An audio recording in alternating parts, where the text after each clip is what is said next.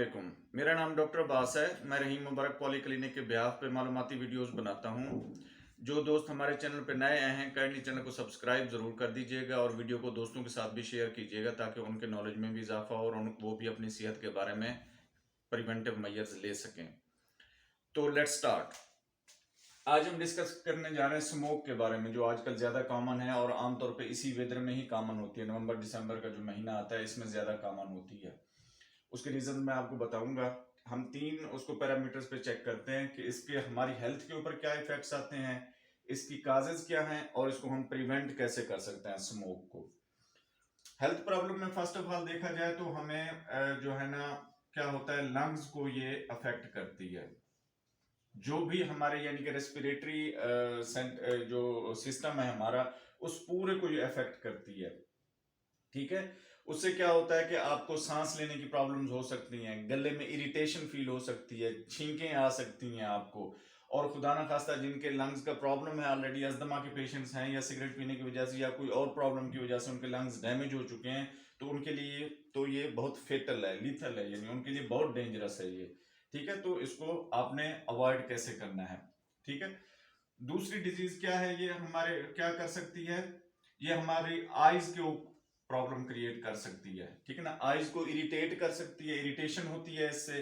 ठीक है, उससे फिर इरिटेशन से क्या होता है, आंखों के अंदर जलन फील होती है आपको, फिर आंखों को आप मसलते रहते हैं जिसकी वजह से डैमेज हो सकती हैं ये। ठीक है, नंबर 3 पे क्या है, ये इनडायरेक्टली हमारे हार्ट को भी अफेक्ट करती है।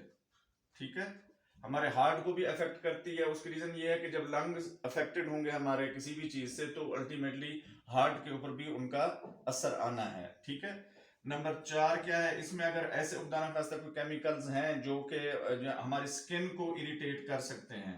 ठीक है, स्किन रैश बन सकता है, स्किन के ऊपर इचिंग हो सकती है। ठीक है, ये इसके इफेक्ट्स हैं।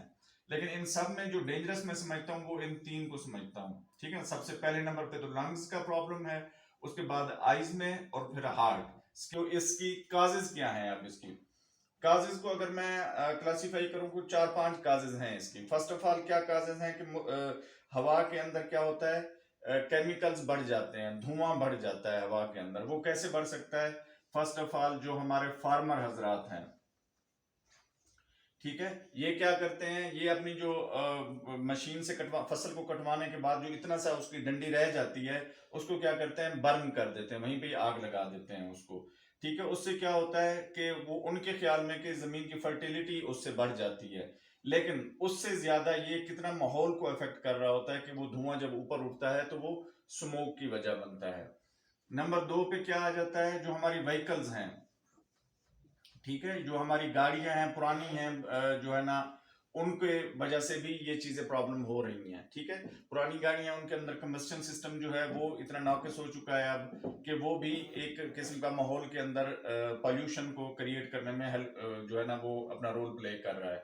तो इसको भी हम ठीक कर सकते हैं। नंबर 3, जो हमारे यानी इसको कहें जो भट्टे हैं हमारे, जो ईंटें बनाने वाले भट्टे हैं, ठीक है, ये इनको कहें चिमनीज कहें अगर इनको, यानी कि ब्रेक्स बनाने वाले जो भट्टे हैं, इनकी चिमनीज जो होती हैं वो जो धुआं पैदा कर रही होती हैं, उनसे भी होता है। आल्दो के इसके ऊपर जो है ना सुप्रीम कोर्ट का ऑर्डर आया हुआ है कि जी ये बंद कर दिया करें इस सीजन से इस सीजन तक। यानी कि ये जो सीजन आया हुआ होता है इसके करीब करीब इससे पहले भट्टे बंद कर दिए जाते हैं।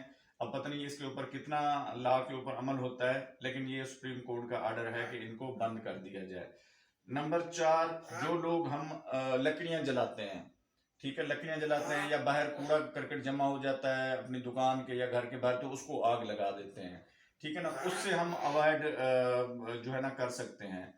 यानी फायर हमारे घर के अंदर वाली भी हो सकती है, और जो फ्रेश फॉरेस्ट फायर होती है, ठीक है ना, वो भी इसमें अपना रोल प्ले करती है, क्योंकि वो भी सारी आग लगी हुई इन्वायरमेंट में जाती है। ठीक है, अब इसकी प्रिवेंशन कैसे कर सकते हैं, फार्मर्स को हम जो है ना उनको एजुकेट करें।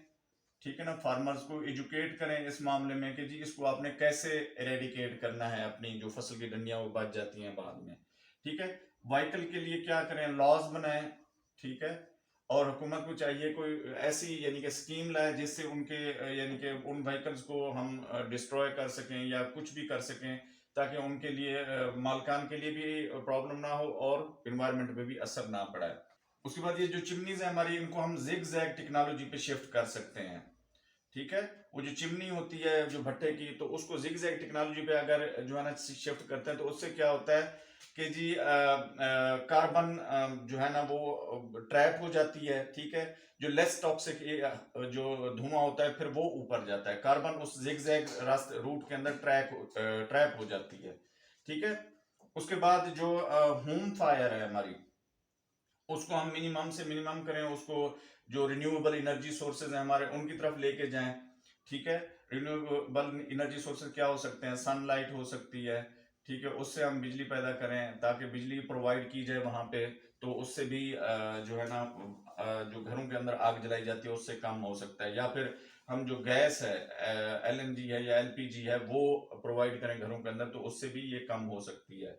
जो फॉरेस्ट फायर है, अब देखें ये अब एक विशियस सर्कल है, क्योंकि फॉरेस्ट फायर कब लगती है, जब इन्वायरमेंट में टेम्परेचर बहुत ज्यादा बढ़ जाता है, उस वक्त फॉरेस्ट फायर ज्यादा लगती है। ठीक है, उसको भी हम कर सकते हैं। अब लोग इससे कैसे बेनिफिट ले रहे हैं, एक जमाने में चाइना का जो बीजिंग सिटी है ना, जो कैपिटल है उनका, वो एक पॉल्यूटेड तरीन शहर होता था दुनिया का। उसके बाद दिल्ली आ गया, इंडिया का शहर कैपिटल जो है दिल्ली, वो पॉल्यूटेड तरीन शहर है। अब आजकल में जो है हमारा लाहौर शहर पॉल्यूटेड तरीन शहर है। अब चाइना ने उसको कैसे टैकल किया है, एक तो उन्होंने क्या किया है, ये जो रोड है ना, रोड फॉर एग्जांपल ये दो रोया रोड है इसके, यानी कि एक साइड पे ट्रैफिक जा रही है तो एक साइड पे आ रही है, उसके अराउंड उन्होंने दरख्त लगाने शुरू कर दिए हैं। ठीक है ना, दरख्त लगाए उन्होंने। ठीक है, और लेजिस्लेशन ये की कि यहां से एक आप टहनी भी नहीं तोड़ सकते बगैर इजाजत के। ठीक है, और दूसरा क्या किया उन्होंने, एयर प्यूरिफायर, यानी कि हम तो एयर प्यूरिफायर घर के अंदर लगा देते हैं, जो घर की हवा है वही सिर्फ साफ रहे। उन्होंने क्या किया, इन्होंने शहर के अंदर ही सेंटर में ही एयर प्यूरिफायर लगा दिया। अब वो क्या होता है, जो कार्बन वहां पे स्टोर होती है, ठीक है, उस एयर प्यूरिफायर के अंदर, उससे वो डायमंड बनाते हैं चाइना, यानी कि वो उससे बेनिफिट ले रहे हैं। और हम अभी तक लेजिस्लेशन नहीं कर सके इन चीजों के बारे में कि जी हमारे मुल्क के अंदर कैसे ये चीजें हम करें ताकि स्मोक पे काबू पाया जा सके। ठीक है, तो इस वक्त जो है लाहौर दुनिया का पॉल्यूटेड तरीन शहर है इस वक्त जो है, और बहुत सारी प्रॉब्लम मैं क्लिनिक में बैठता हूँ तो इसी वजह से ही आ रही हैं। आंखों में इरिटेशन है, जैसे नजला जुकाम वगैरह है, लंग्स की प्रॉब्लम्स हैं, और ये इसी वजह से ही आ रही हैं। अच्छा, इससे हम अब कैसे बच सकते हैं, हम अपने आप को कैसे बचा सकते हैं इन सब चीजों से। ठीक है, इन सब चीजों से बहुत इजी है हमारे लिए बचना। थोड़ा सा क्या करना है, आपने, हमारी आदत तो अब बन चुकी है कोरोना के आने के बाद फेस मास्क लगाने की। ठीक है, फेस मास्क हम यूज करें। ठीक है, फेस मास्क यूज करेंगे तो वो क्या होगी, एयर फिल्टर होके जाएगी तो प्रॉब्लम क्रिएट नहीं करेगी। दूसरा फिर क्या है, खाम खा घरों से बाहर ना निकलें, अपनी गाड़ी को खाम खा बाहर जी आए जी लॉन्ग ड्राइव करके आते हैं, इस तरह के थोड़ा सा इस सीजन में खास तौर पे अवॉइड किया करें ताकि एयर की पॉल्यूशन में इजाफा ना हो। दूसरा फिर क्या है, घर के अंदर भी आप एयर प्यूरिफायर लगा सकते हैं ताकि घर के अंदर अगर वो खिड़कियां दरवाजे खुले होते हैं तो स्मोक डेफिनेटली इस सीजन में आनी आनी है घर के अंदर। तो एयर प्यूरिफायर जो 7-8 हज़ार रुपए का मार्केट में मिलता है, तो वो आप लगा के अपने घर की हवा को साफ रख सकते हैं। उम्मीद है ये मालूमाती वीडियो आपको पसंद आई होगी। हमारे चैनल को लाइक, सब्सक्राइब और दोस्तों के साथ शेयर जरूर कीजिएगा। शुक्रिया।